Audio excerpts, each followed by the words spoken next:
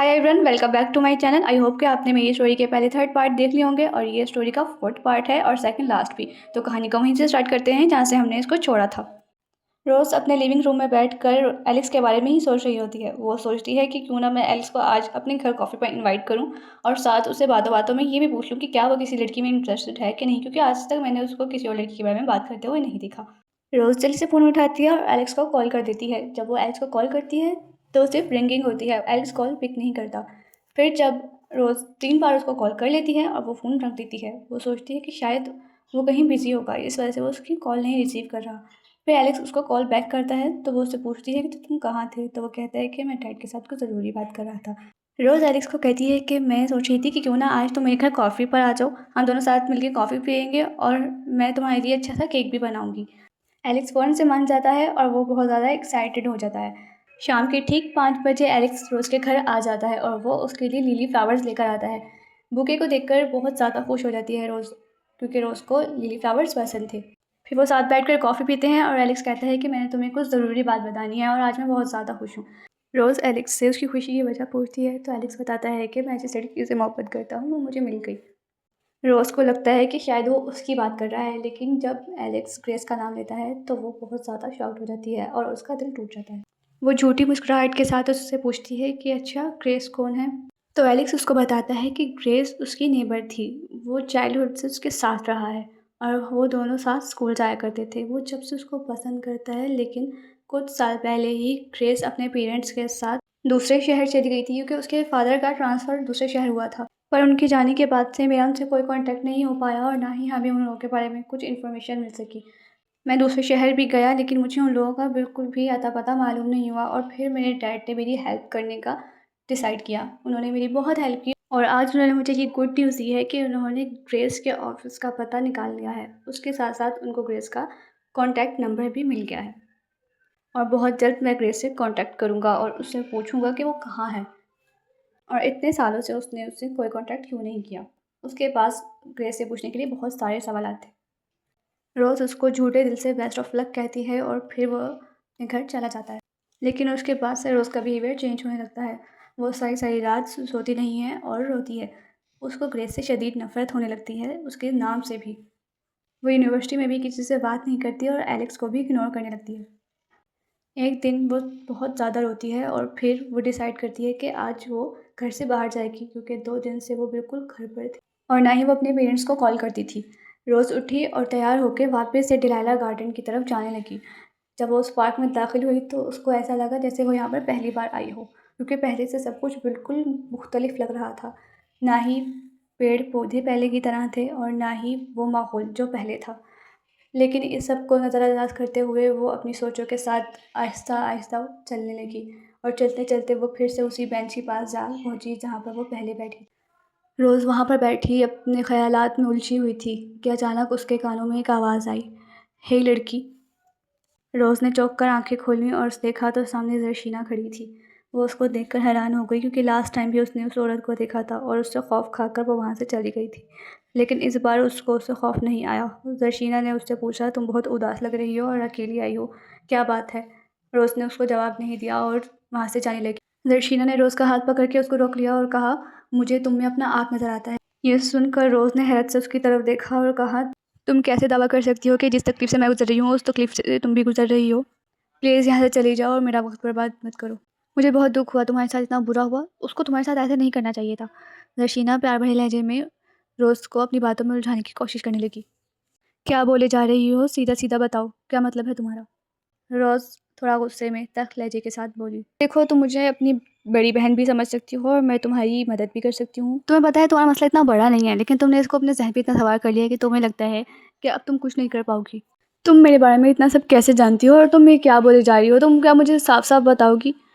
देखो, तुम्हारा जो भी नाम है मुझे नहीं मालूम, लेकिन तुम मुझे अपनी एक दोस्त समझ सकती हो और मैं तुम्हारी मदद करने के लिए भी तैयार हूँ। और असल बात क्या है, ये बात तो तुम ही बता सकती हो ना मुझे। ऑफ़ कोर्स अब मैं कोई जादूगरनी तो हूँ नहीं जो मुझे सब कुछ पहले से पता होगा। ऐसा करते हैं, कहीं बैठकर बात करते हैं, ज़रशीना ने रोज़ से कहा। रोज़ बहुत दिन से खामोश थी और उसने किसी से बात भी नहीं की थी बहुत दिनों से, इसलिए उसने सोचा कि इसी से बात कर लेती हूँ, क्या पता मेरे दिल का बोझ थोड़ा कम हो जाए। तो रोज़ रशीना के साथ जाने के लिए मान गई और वो दोनों कैफ़ेटेरिया में गए। वहाँ बैठकर उन्होंने बहुत सारी बातें की। रशीना ने रोज़ को अपनी बातों में उलझाया और उसको बोला, जो भी परेशानी है तुम मुझसे शेयर कर सकती हो। देखो मैं भी तो अपनी हर बात तुमसे शेयर कर रही हूँ ना। तुम्हें पता है मेरा कोई भी दोस्त नहीं है और तुम मुझे बहुत अच्छी लड़की लगी, इसलिए मैंने सोचा कि मैं तुमसे दोस्ती कर लेती हूँ और तुम मुझे आज बहुत परेशान नज़र आई, इसलिए मैंने सोचा कि क्यों ना तुम्हारी मदद भी की जा सके। रोज़ के दिल में जो भी बातें थी उसने सारी रशीना को बता दी और ये उसकी सबसे बड़ी गलती थी। रशीना तो कब से अंधेरे में चला चला के उसको अपनी बातों में उलझा रही थी और रोज़ उलझती जा रही थी, क्योंकि इस वक्त रोज़ इमोशनली बहुत ज़्यादा वीक फील कर रही थी, इसलिए वो बहुत आसानी से ट्रैप हो गई। रशीना ने सारी बात सुनी और कहा, बस इतनी सी बात है, मैं तुम्हें अपनी ज़िंदगी का सबसे बड़ा राज बताती हूँ। तुम्हें मालूम है कि मेरी कहानी भी बिल्कुल तुम्हारी तरह थी, लेकिन मैंने हार नहीं मानी। तुम्हें पता है एक दिन मैं एक औरत से मिली जिसने मुझे कहा कि वो मेरी मदद करेगी। उसने मेरे सामने दो रास्ते रखे। उसने मुझे कहा, या तो तुम मेरे बताए हुए तरीके पर चलो और जादू करके अपने पसंदीदा शख्स को अपनी मोहब्बत में उलझा दो, या फिर तुम कातिल बन जाओ और मेरे बताए हुए तरीके आजमा कर तुम उस लड़की को कत्ल कर दो। ये सब सुनने के बाद रोज़ का जैसे दिमाग काम करना ही बंद कर गया। उसने कहा, ये क्या बातें कर रही हो तुम मुझसे, और तुम्हारी तरह नहीं हूँ कि किसी को कत्ल कर दूँ या किसी पे जादू कर दूँ। मैं ऐसी लड़की बिल्कुल भी नहीं हूँ। रिलैक्स रोज़, रिलैक्स। क्या हो गया है तुम्हें? इतना ज़्यादा हाइपर होने की कोई ज़रूरत नहीं है। मैं सिर्फ तुम्हें एक बात बता रही हूँ। मैं कौन सा कह रही हूँ कि तुम अभी ये सब कर लो। मैं सिर्फ तुम्हारी मदद करने की कोशिश कर रही हूँ और तुम्हें बस ऑप्शंस बता रही हूँ। बाकी तुम्हारी मर्ज़ी है, मैं तुम्हें किसी चीज़ के लिए फ़ोर्स नहीं करूँगी। लेकिन फिर भी मैं तुम्हें अपना फ़ोन नंबर दे देती हूँ, अगर तुम्हें कभी मेरी ज़रूरत पड़े तो तुम मुझे कॉल कर सकती हो। घर आने के बाद रोज़ बहुत ज़्यादा रोई, क्योंकि वो ये सब नहीं करना चाहती थी और ये सब करने से वो कभी भी खुद को माफ़ ना कर पाती। लेकिन वो एलिस को भी खोलना नहीं चाहती थी। अगले दिन उसने यूनिवर्सिटी जाने का फ़ैसला किया। सुबह उठ के रोज़ तैयार हुई और यूनिवर्सिटी चली गई। यूनिवर्सिटी जाने के बाद उसने अपनी क्लास अटेंड की और फिर उसने एलेक्स को भी वहाँ देखा। एलेक्स को देखने के बाद वो उसके पास गई और उसने पूछा, कैसे हो एलेक्स, और ग्रेस कैसी है? क्या तुमने ग्रेस से बात की और क्या तुम उससे मिले? बताओ मुझे। हे ब्यूटीफुल, देखो मैं तुम्हारे लिए क्या लेके आया। ग्रेस ने मुड़कर देखा तो जैक एक खूबसूरत तोहफे के साथ उसके पीछे खड़ा था। आज तुम मेरे लिए क्या लेकर आए हो? मैं तुम्हारे लिए तुम्हारी फेवरेट ब्राउनीज़ लेकर आया हूँ। मैंने सोचा कि आज संडे है, छुट्टी का दिन है, तो क्यों ना इस छुट्टी के दिन को एंजॉय किया जाए। इसलिए मैं तुम्हें सरप्राइज़ देने के लिए तुम्हारे घर आया हूँ। तुम कितने स्वीट हो और मेरा बहुत ख्याल रखते हो। तुम्हें पता है कि मेरे मम्मी डैडी के जाने के बाद सिर्फ तुम ही हो जिसने मेरा ख्याल रखा है, वरना उनके जाने के बाद मैं बिल्कुल अकेली हो गई थी। तुम्हारा ख्याल रखना मेरा फ़र्ज़ है, क्योंकि तुम मेरी फियांसी हो और तुम्हें खुश देखकर मुझे अच्छा लगता है। जैक, मैं सोच रही थी कि क्यों ना मैं फिर से ऑफ़िस ज्वाइन कर लूँ। मैं सारा दिन घर पे अकेली होती हूँ तो मैं बोर हो जाती हूँ। जब मैं बिज़ी हो जाऊँगी तो मैं मम्मी डैडी को भी याद करके नहीं रोऊँगी। नहीं, बिल्कुल भी नहीं, मैं तुम्हें इस बात की इजाज़त नहीं दूँगा, क्योंकि डॉक्टर ने मना किया है। अभी तुम कुछ अर्सा पहले ही तो ट्रॉमा से बाहर आई हो। तुम्हें याद है ना, डॉक्टर ने तुम्हें स्ट्रेस लेने से मना किया है। और तुम मुझे बताओ कि अब तुम्हारे सर का दर्द ठीक है?